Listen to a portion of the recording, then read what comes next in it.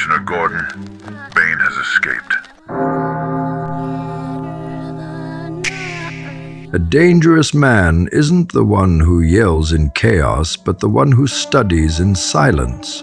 He doesn't advertise his rage, he engineers it. He doesn't react, he recalibrates. This world has too many men trying to look intimidating and too few learning how to be formidable. The real danger isn't found in brute force. It's found in the discipline of the unseen. He trains what others ignore. He refines what others leave broken. And that's the point. He is deliberate. Every move is carved from restraint, not impulse. You don't notice him until you do, and by then it's too late. He's already studied your weakness, measured your breath, and chosen the exact moment to act, not for show, but for certainty. He is not fueled by vengeance, he is fueled by precision. What others waste in anger, he saves in resolve. Most men get offended, he gets strategic. They curse under pressure, he calculates. The more noise they make, the less he needs to speak. His aura says everything. I'm not here to prove, I'm here to end. And when he walks into a room, energy shifts. People straighten, voices lower. They don't know why, but their nervous systems do. It's because this man has buried versions of himself that would have begged for mercy. Now he walks like someone who's made peace with war. He doesn't fear pain, he organizes it. He doesn't beg for freedom, he earns it through restraint. The absence of chaos in his eyes is the warning. A dangerous man does not chase validation. He understands that applause is the illusion that weakens great men. Validation is the leash, and he cut it long ago. While others hunt for attention, he hunts for control of self, of breath, of outcome. There is no temptation that can own a man who has tasted silence and found clarity. And so he denies the party, skips the praise, resists the indulgence, not because he's dull, but because he's preparing for something louder than noise. Power, the kind that doesn't tremble, doesn't explain, and doesn't negotiate. That's why you can't read him, because he has nothing to prove and nothing to lose. He doesn't raise his voice because reality bends for those who mastered restraint. He doesn't fear the storm, he is the storm refined, not in chaos but in structure. There's a reason why the man who can remain still in madness becomes the one everyone fears. A dangerous man doesn't need to act unpredictable. He becomes so stable that unpredictability dies in his presence. His calm isn't passivity. It's control compressed to its densest form. The way he ties his boots, the way he locks his door, the way he pauses before answering. Every action is soaked in intention, and that's what unnerves the world.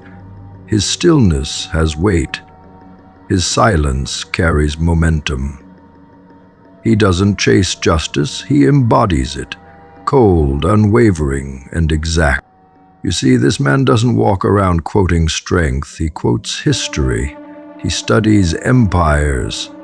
He understands that the most dangerous thing a man can wield is not a weapon, it's clarity. Clarity of mission, clarity of identity, clarity of consequence. While others try to feel better, he tries to see clearer. He doesn't heal by numbing, he heals by sharpening. And with each wound, he adds a new layer to his armor, not to hide, but to absorb. He becomes immune not because life spared him, but because he bled strategically. He suffered scientifically. That's why you can't shame him. His shame was burned in the fire of his own evolution. Now, he's untouchable, not because he's lucky, but because he earned detachment through annihilation. A dangerous man studies his triggers like maps. He knows what moves him, what breaks him, and what rebuilds him. Most men suppress. he analyzes. Others distract, he sharpens. There's a quiet cruelty in his self-mastery, because every time he could have broken, he studied the blueprint instead. He saw every betrayal, every insult, every wound as raw data. Now he walks like someone who extracted his soul from weakness and re-injected it with intention. He doesn't flinch, he forecasts. He doesn't vent, he vests his emotion into architecture. The kind of architecture that turns suffering into systems and discipline into dominance. That's why people misunderstand him. He doesn't look dangerous, but he's 10 steps ahead of anyone who does. The world teaches you to be safe, to smile, to submit. But a dangerous man isn't built through obedience. He's built through rebellion. Not the loud kind, but the internal revolt. The decision to disobey mediocrity, the refusal to hand over your mind to screens, to shallow dopamine, to mindless conformity. He learns how to sit with urges and starve them, how to take the rage and give it structure. That's where real danger is born, not from wildness, but from the death of dependency. He stops needing the world to be fair, stops needing love to feel worthy, stops needing comfort to act. He doesn't ask for guarantees. He becomes one. That's why his presence disrupts. He is the man others almost became, but didn't. He's not addicted to being understood. He doesn't need permission to be himself, and when the world can't categorize him, they call him cold. But they're wrong. He isn't cold. He's just unowned, untamed, unapologetic. He walks away from what most men worship, and when temptation smiles, he smiles back, but never steps forward. That's what makes him lethal, not his fists, not his speed, but his stand. They're sharper than blades, and they cut through false alliances, fake loyalty, and shallow promises. You can't bribe a man who's conquered his own mind. You can't manipulate a man who no longer needs approval.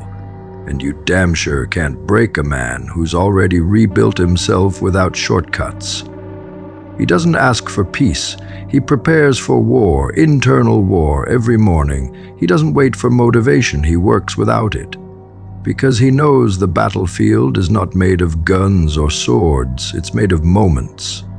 Moments when it's easier to quit, easier to scroll, easier to numb. And he chooses the hard things so often it becomes instinct. That's what makes him dangerous. Consistency in the presence of chaos, discipline in the shadow of temptation, and vision in the fog of weakness. You don't defeat a man like that, you don't even delay him. You just watch him build an empire with the bricks you threw at him. And by the time you understand, he's already built the fortress. His schedule is his sword, his habits are his shield, his solitude is his sanctuary. That's why he's feared, not because he speaks of domination, but because he organized his life like a battlefield. Every step deliberate, every second guarded. You can't distract him with mediocrity. He's tasted clarity. You can't impress him with chaos. He's walked through his own madness, and that's the paradox. He's not here to harm, he's here to outlast. He's not trying to defeat others. He's trying to disappear from the trap they never knew they were in. His vengeance isn't destruction, it's evolution. And it's silent. But make no mistake, this silence is armed. They've trained you to chase flashes, blinks of pleasure, 10-second dopamine loops wrapped in noise. You think you're multitasking, but your brain is burning, firing without direction, collapsing under the illusion of productivity. The algorithm didn't just hijack your attention, it rewired your instincts. Now silence feels like suffocation. Stillness feels like punishment. But beneath that overstimulated mind is a man waiting to resurface. A man with a kill switch for chaos. Because when you lock in for 2 uninterrupted hours, You do more than resist the world, you defy it. That's not a productivity hack, that's psychological warfare. And the one who holds focus for hours doesn't just escape distraction, he hunts in it. That kind of attention is a blade, sharpened through suffering, built through boredom. When others scatter, he stalks. While the world flickers, he burns. That man is dangerous. People will label it obsession. They'll call it antisocial, extreme, unhealthy. But the truth is, focus has always scared those who lack it, because it reminds them what they lost. It reminds them what they abandoned the moment comfort became king. Focus demands sacrifice, of validation, noise, and novelty. It is not a default state, it's a cultivated state. Every time you resist distraction, you're not just getting work done, you're reprogramming the chemical ecosystem of your brain. You're killing the habit of mental surrender. You're reviving your mind's capacity to lock and launch. The man who can sit for hours, eye fixed on mission, unmoved by the scroll, unmoved by the world, that man holds more power than the loudest extrovert. Because energy flows where attention goes, and he's built a dam around his time. He doesn't manage minutes, he commands them. That's not time management, it's neural domination, and that's weaponry. To master focus is to step out of the social hypnosis. You're not supposed to concentrate, you're supposed to react, to click, to consume. That's the design. But the man who reclaims his attention reclaims his edge. Not in theory, in reality, because when focus returns, depth returns. And when depth returns, dominance begins. You see through conversations, you read through people, you hear more in silence than others do in noise. You don't need a guru, you need 2 hours of brutal, uninterrupted solitude. And if you can't sit with yourself long enough to make something real, you will always be enslaved to what's fake. Focus is freedom's currency. The one who has it doesn't beg to escape, he builds the escape. And if attention spans are shrinking, then the man who stretches his chalk becomes a giant, one capable of bending reality by simply refusing to blink. Imagine walking into battle with a sharpened sword while your enemies throw glitter. That's what focused men look like in this culture. They're not trend followers, they're trend breakers. You put them in a room full of chaos and they build order. You give them a block of time, they extract gold. Because they've conditioned their mind to serve them, not seduce them. That's the difference. A man addicted to stimulation needs his environment to keep him alive. A focused man could be locked in a cave for 3 years and emerge with a masterpiece, because he's trained himself to find power in the pause, clarity in the slow, and meaning in the monotonous. While the world numbs its intellect, he sharpens it. While others tap out at minute 5, he enters flow at hour 2. And flow is not some mystical trance. It's a byproduct of violent consistency. The man who can focus for 2 hours isn't lucky. He's forged, and he is feared. Every time you protect your focus, you're telling the world, you don't own me. Not your news feeds, not your algorithms, not your urgency. The moment you stop reacting and start creating, you begin your ascent. It's not about finishing tasks, it's about entering command. The man who can control his focus can control his impulses, and the man who can control his impulses can control his fate. That's not hyperbole, that's neurology. The prefrontal cortex, the seat of willpower, logic, and future planning, lights up when you hold focus. But when you switch from app to app, it goes dim. So, ask yourself, is your mind lit or looped? Because if you can hold attention long enough, you don't need motivation. You become your own engine. You become undistracted. And in a world of addicts, undistracted is undefeated. A focused man learns to kill his comfort with commitment. It's not about wanting to focus, it's about training to. Every hour spent locked into one task is a war against the part of you that wants to quit. And that war is sacred, because every time you win it, you don't just complete work, you rebuild identity. Focus becomes part of your posture. It seeps into your speech. It sharpens your aura. People feel it. They don't know what it is, but they adjust, because humans evolved to follow the most stable energy in the room, and the man who carries the calm of 2 focused hours becomes the room. That's not just attention, that's gravity. Others orbit him without knowing why. He doesn't speak first. He doesn't need to. His stillness is louder than their performance, and that stillness, that's weaponry.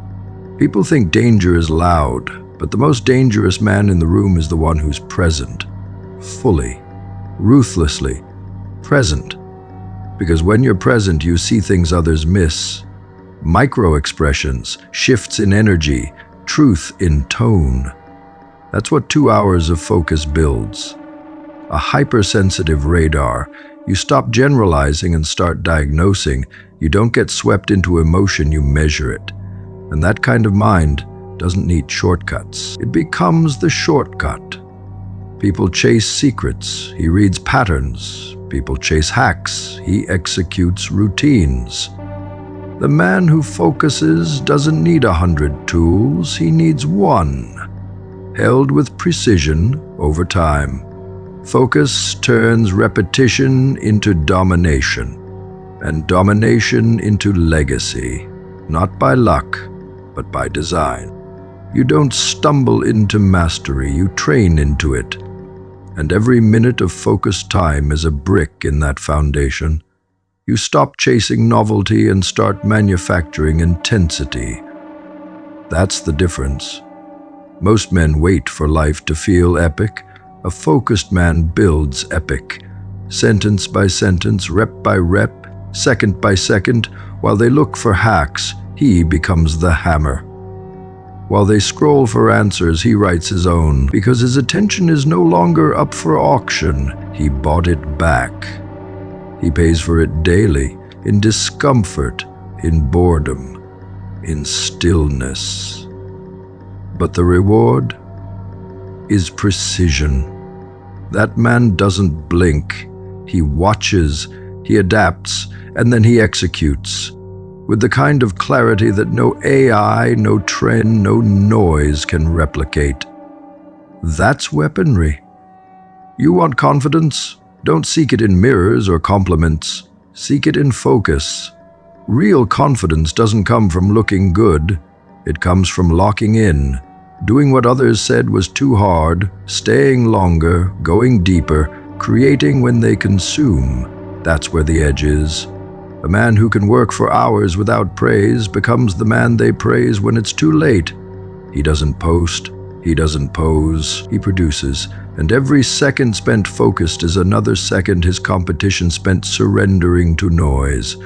That's how the gap widens, quietly, until one day they look up and realize they were outbuilt by a ghost. That ghost was the man they laughed at for being too disciplined, the man they said needed to relax. But that man held his focus and turned it into fire. So understand this, in the age of collapse, attention is armor, focus is your shield. And the man who can work for hours uninterrupted has transcended distraction. He's not playing the same game. He doesn't need more hours. He extracts more from the ones he has. He multiplies meaning by compressing time, and every time he steps into that state, the world adjusts. Because when everyone is a slave to screens, the man who masters his focus doesn't just rise, he rules. That's not just discipline, that's weaponry. That's how you become the danger. When noise becomes the national anthem, silence is sedition. And when society drowns in unpredictability, structure becomes treason. They'll mock the man with a routine, not because he's robotic, but because he exposes how undisciplined they've become. While they chase freedom through indulgence, he finds it through restraint. He is not free because the world permits it. He is free because he engineered it. Time-blocked, decision-proofed, ritual-bound.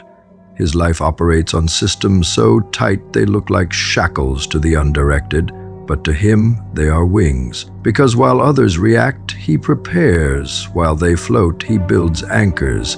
And in a collapsing world, the man who builds structure becomes the last architect of his own mind.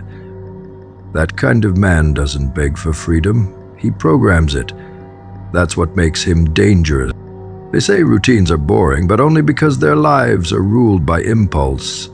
Every ping, every scroll, every urge answered. No filter, no pause, and in their chaos they mistake motion for meaning, but motion without direction is how civilizations die quietly. The dangerous man refuses that fate. He wakes before the noise, not to impress but to fortify.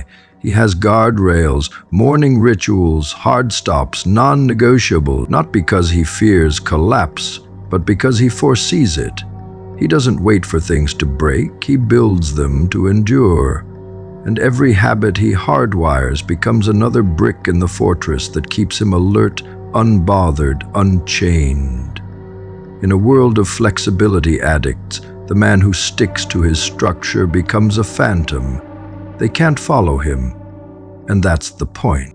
Structure is more than planning, it's prophecy. Because systems are how you predict tomorrow in a world rewriting itself every hour. The man who lives by systems doesn't just get ahead, he stays ahead by default. He doesn't need to decide when to train, when to create, when to rest. He's already decided. He saves his willpower for war, not for breakfast. And that's where most men lose. Micro-decision, but he's eliminated them. He doesn't think about whether he'll execute, he knows, because the system guarantees it. He doesn't spiral after failure, he adjusts one input, because he sees his life as a machine, one he designed and one he refines daily. That's the blueprint of a man who cannot be controlled. That's what makes him dangerous. Chaos seduces the undisciplined by masking itself as opportunity. But for the man who sees clearly, chaos is noise, entertainment for the unfocused. The dangerous man doesn't fear chaos, he filters it. His system isn't for vanity, it's for clarity. He knows his sleep window, his fuel, his inputs, his metrics, not because he's obsessed, but because he remembers what it was like to be owned by randomness, owned by late nights, inconsistent emotions, accidental success. Now, he reverse engineers every win. He turns patterns into protocols, emotions into metrics, and that process becomes armor. While others seek balance, he seeks precision. And that's why they fear him, because while they guess, he calculates. And while they binge chaos, he bottles it and converts it into output. To the average man, control looks suffocating, but to the dangerous man, lack of control was the suffocation. He remembers the fatigue of decision overload, the regret of wasted mornings, the guilt of reactive living. So now he gives his day a shape, a spine, a rhythm, and in that rhythm he finds autonomy. He doesn't ask the world to respect his time, he commands it through structure. His phone is silent, but his mission is loud. His schedule is rigid, but his spirit is free. That's the irony. Freedom isn't found in the absence of structure. It's found in structure you chose. Systems you built, rituals you customized, discipline, not as punishment, but as personalization. The world thinks it's freedom, but he lives it.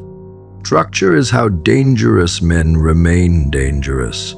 Because systems insulate greatness from volatility, they prevent collapse not by luck, but by blueprint. The man who writes his routines writes his outcomes. He doesn't hope to feel inspired, he summons it through ritual. Cold shower, breath work, writing hour, focus block. He's turned his days into choreography, but unlike a dancer, he's not performing, he's transformed. And every loop he completes strengthens the machine.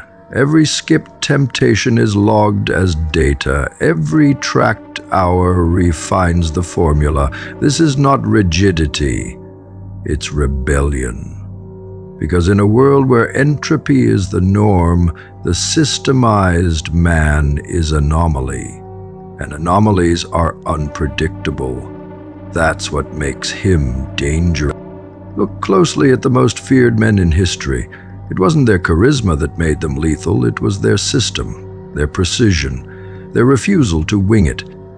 Systems create inevitability, and when a man becomes inevitable, no force can stop him, only delay him. He doesn't hope for progress, he engineers it. He doesn't beg for peace, he plans for it. He doesn't chase flow, he manufactures it. And that kind of man walks into rooms with quiet confidence because he's not improvising. He's executing a playbook, one he wrote, one he refined, one that bends reality around his consistency. In that structure lies danger, because it removes the need for permission. He is not held hostage by motivation. He built his days so that emotion is optional. The tasks get done whether he feels like it or not, because the feelings were factored out. That's real power, when your system makes your emotional state irrelevant.